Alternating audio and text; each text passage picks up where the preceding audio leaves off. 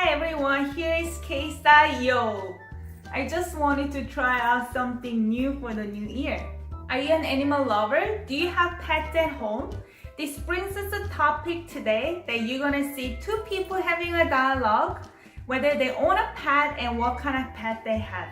Let's get started. 혹시 집에 반려견 있어요? 네, 3마리 있어요. 종류가 뭐예요? 다 푸들이에요. Let's find out the direct meanings. 혹시, perhaps, 집, home. 에 is location particle. 반려견, as you noticed, when I pronounced N of the first syllable, I pronounce it as R because the following syllable starts with R. So you're going to say 반려견. This means dog. Usually we have a more common way to say dog, which is 개. 반려견 is a new terminology that South Korean people prefer to use for pet dogs because this means companion dog and you want to treat dogs as a family member.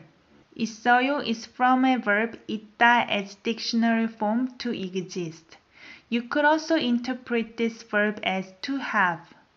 This phrase translates to do you perhaps have dogs at home? 네, yes. 세 means 3 in Korean number system. It actually came from 셋, but since it's used with counting unit, you're going to drop the last consonant S, so you're going to say 세 마리. So as you can tell, 마리 is a counting unit for animal. 있어요 is the same verb 있다 as dictionary form to exist. Yes, I have 3 dogs. 종류. As you noticed, I pronounce R as N. 종류. Kind as a noun. 가 subject particle. 뭐 is what.